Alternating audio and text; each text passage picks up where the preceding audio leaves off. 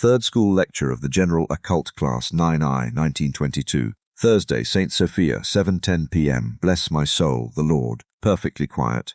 TM order, orderliness, discipline are required of all of you, but not for me to impose it on you. I want each of you to impose discipline on your own thoughts and feelings. And whoever cannot impose it on himself should not come. If you cannot impose such discipline on yourself, do not come. And if someone allows himself to come without this discipline, then I am not responsible. I want absolute harmony. From the outside you can criticize me, but here, whoever criticizes me, I am not responsible for the consequences. When a person enters the temple of God, he must know that this is a temple. When he comes to the school, he must know that this is a school. If you come here to compare your knowledge, to see how much you know, there is no reason to come. Do you want us to be friends?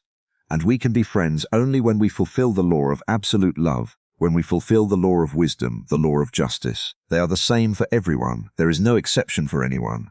The law there is absolute. Love can be absolute and relative. There is absolute wisdom and relative wisdom, absolute truth and relative truth, absolute justice and relative justice, absolute good and relative good. We go by the absolute, not by the relative. The relative is outside in the world. Let's understand each other. So in the absolute there is one opinion, and in the relative there are many opinions. And you should know, only in this way can you have the cooperation of heaven. Heaven is a place of order and order, a place of discipline. In heaven there are no such orders and such guards as on earth. There are no written laws there.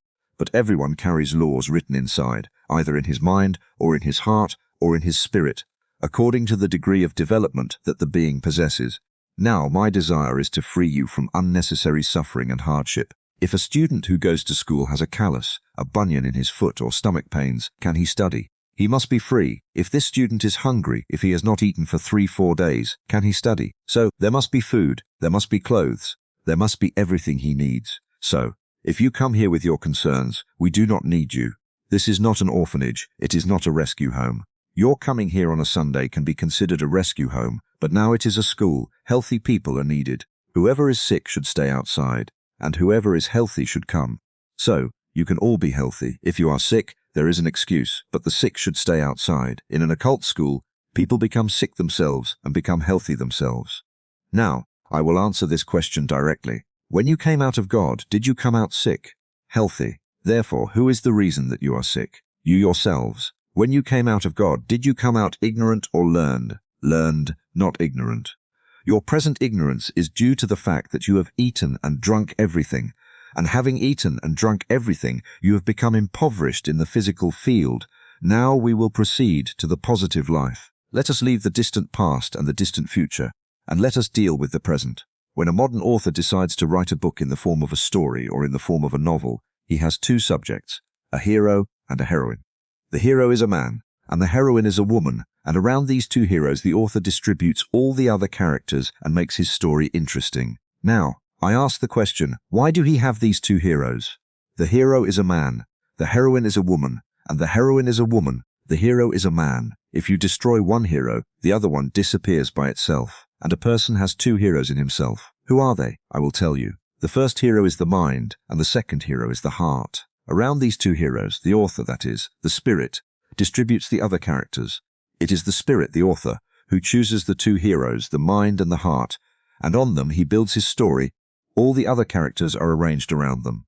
Now, this author selects his heroes.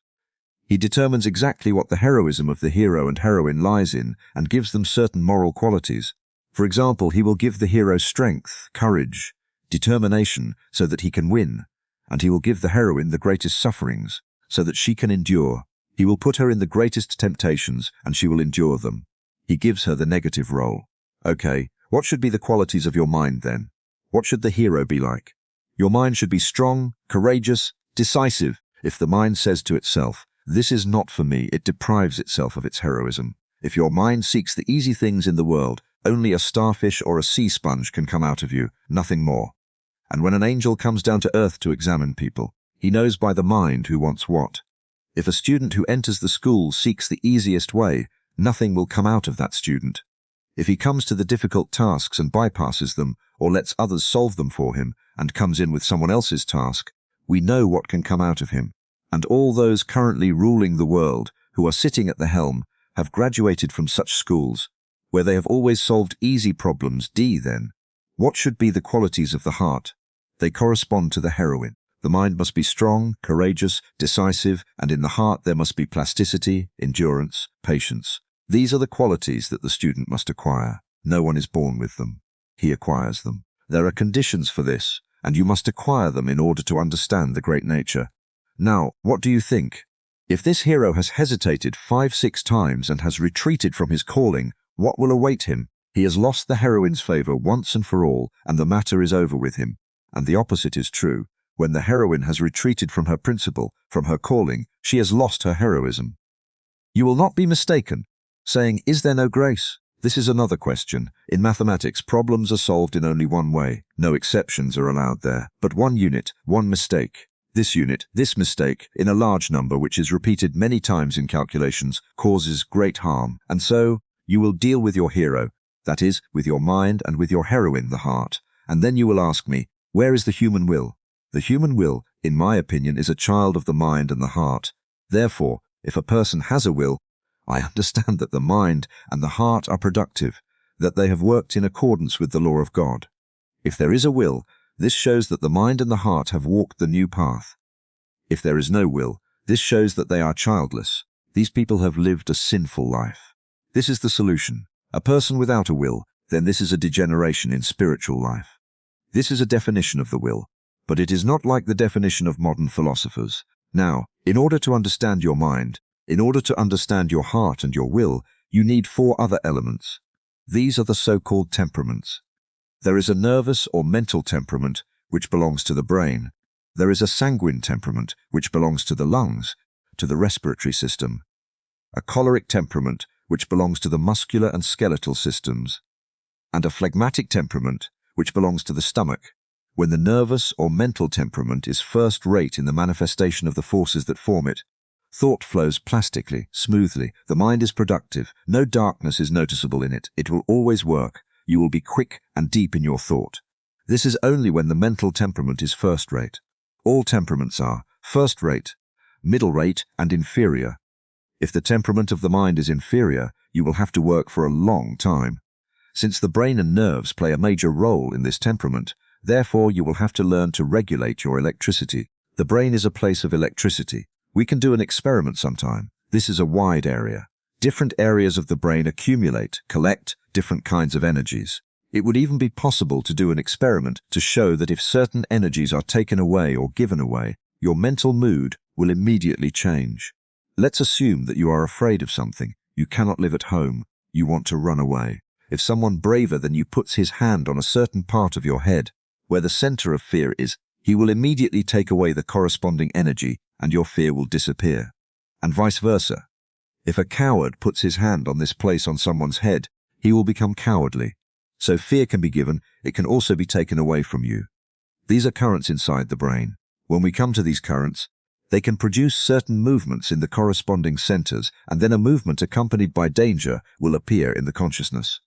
Then, let's say, a person is merciful or compassionate. This energy is again localized in a certain part of the brain. If you have decided to do some good deed, and a person with negative qualities comes to you, a person who is not merciful, and puts his hands there, on the center of mercy, and the same desire will arise in you, not to give anything. Conversely, if someone does not want to give alms, and another who is very merciful puts his hand on this center, that person will immediately have a desire to give alms.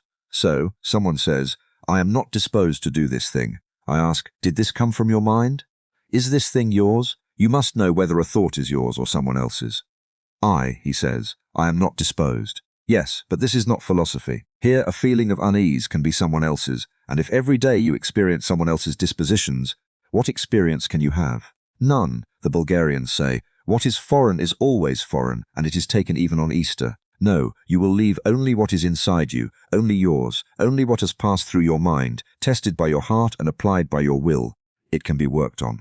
I want what you will study in school to pass through your mind, through your heart, and through your will. I do not aim to convince you of this. No, far be it from me to think so. In this great occult school experience plays the whole part. Food recommends itself. Does it not? I will not recommend it. I say, try this food. By the results you will judge the food. From what you are taught, I want you to form your own opinion whether it is useful or not. The first temperament, the mental, I call it dynamic. Therefore the head, it is dangerous, it is the dynamo. It is like a mace, and he who has a strong head, if he is not good, on whom this mace is placed, can do great mischief. The second temperament, the sanguine, I call it airy, it has the property of expanding, and therefore it is necessary, because when a person has this sanguine temperament, he gives expansiveness to his dynamic force, the head, the form, and becomes larger. And this temperament develops, so we must use breathing as a means of developing it. Those who have weak breathing, who are narrow-chested, whose lungs are not developed, whose blood vessels are weak, this temperament is of inferior quality, and as a result, their mental system will not function properly. It has to do with temperaments. So, the first thing is to develop your lungs in accordance with your nervous system. The lungs and the blood system enter the sanguine temperament. They form it. After the first two comes the phlegmatic temperament, or some call it the vital or vital temperament. I call it the collecting temperament which thickens. It is the temperament of the stomach. When a person has a normally developed stomach, nutrition is correct, neither too much starvation nor too much overeating. Therefore, this temperament is necessary to collect energy. And those who are deprived of the vehement temperament often wither like flowers. They are without a finger around them and begin to become dry. They say, it is not worth it for a person to be fat. But the belly, when it is very small, is also not worth it. With this temperament, the size is not important, but the structure of the stomach, and it has the quality, good eating. You will eat in time, and you will not overeat if you want to rebuild your stomach. And finally, there comes the choleric temperament, the temperament of the muscular and skeletal systems, or the temperament of the physical man. I call it executive. It carries the executive side of human life. Everything that needs to be done in the world is always done through this temperament.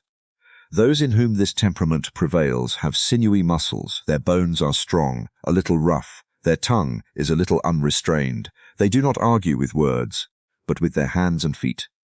Now, each temperament has its own area of action. When the choleric temperament prevails, then the corresponding centers in the brain are developed around the ears. Because each external center has a representative above, in the brain, where these parts are highly developed. In the sanguine temperament, the upper part, the imagination, is highly developed. In the phlegmatic temperament, the temporal parts are developed, and this shows that when such a person smells food, he has a pleasant desire to eat. When the mental system prevails, then the entire structure of the front part of the forehead has a beautiful shape. You must study the temperaments and begin to develop them. If you cannot build a certain temperament, to bring in its inherent qualities, a lack will remain in you. A patient person can be one who has a vehement or phlegmatic temperament. Even a well-developed person, if he loses the qualities of the vehement temperament, cannot be patient. He cannot be quick if the sanguine temperament is not developed in him. Then his thought cannot be alert, cannot grasp quickly if the nervous temperament is not developed. First of all, you will set about working out your temperaments. Now, regarding temperaments, there is a certain measurement. But if I give you the measurements, you, not being familiar with these laws, may confuse your concepts. For example, the width of the nose below and the temporal regions will show how developed your vital temperament is, because there is a proportion between all the parts. The width of the nostrils has a proportion to the width of the hand, and also to the face. Then, according to how your stomach is arranged, so will your fingers be arranged. As your lungs are arranged, so will your whole hand and the soft parts of the fingers, which correspond to the lungs. Whoever understands this, by looking at the parts of the fingers, will know in what condition your stomach is. He will know everything. In this respect, there is nothing hidden or covered up, and you, as students, have a very serious job ahead of you. Now I want to state the following. In this school, for work, you will use only your excess time, the time that you do not know where to use it. I do not want you to leave your homes. How many hours can you set? An hour, half an hour, more. You need at least an hour, and if you can, an hour and a half, up to 2 hours during the day, even better. But don't leave your work to chance, so that there will be scandals. No, I don't want scandals. A capable student needs little time, and a hard-working student needs little time. You know that proverb where the frog and the hare were racing? The hare ran very fast, but slept in many places, and the frog walked slowly, but did not rest and outpaced the hare. Well, fast people are sometimes more late than the slow ones, and this is true. The most capable students in school who promise a lot give nothing in life, not that they cannot give, but they are spoiled by praise. Now many say, let them praise us. No, praise is very dangerous. To praise someone once a year, and only on Easter, but to praise him every day is very dangerous. On earth, it is especially very dangerous to praise a person. It is also dangerous to scold. There is no need to scold. As dangerous as one is, the other is equally dangerous. Both scolding and praising have a selfish undertone. Why do we praise someone? To bribe him. Our thought is not that he is noble, but we want to bribe him. Sometimes we say, you are very bad. With this we want to influence him. And he says, I am not so bad. In the occult school, neither one nor the other way is used. It is not allowed to praise you nor to scold you. Now we have abilities invested in us, and everyone has them in abundance. These abilities must be developed. Some have more conditions for this, others less. Under the present conditions, you cannot all be the same, and you cannot achieve the same results. Even among 10 people, 1 or 2 of them are talented. They can achieve a lot, only they are heroes, and the others are secondary. If in this life we cannot achieve much, then in the next life. But this should not discourage us. When your turn comes, then you will be ready. This is how the student should look. He should use the present for the sake of those distant goals of his existence. One day we will be called. They will tell us, play your role. If we are ready, we will play it. Then your turn will come. And so, in order to develop your mental or nervous temperament, you must definitely learn to control your thoughts. Self-control has been spoken of many times. Self-control is an art for the student. Worries will come, trials will come, and they are natural. They will come, but when all these disturbances appear and you get something good out of them for yourself, you have managed to conquer your thoughts. Each of you should have a notebook or a notebook. Absolutely. Fall into a temptation sometime or get worried. Note how many minutes it took you to calm down. Anger begins. Tell yourself, at 10:30 o'clock a great storm arose in me, and after 5, 10, 15 minutes, half an hour, you will note exactly when this storm ceased. Someone says, this anger will pass by itself. Yes, anger will pass by itself, but it can distract everything, and then it is dangerous, and if you harness it to work, everything will be delayed. It is not bad for anger to come, but when it stirs up everything, then it is dangerous. You will harness this energy to work. Or, if a good thought comes to you, note how long it took you to achieve it. Do not note all thoughts, but one thought a day. That is enough.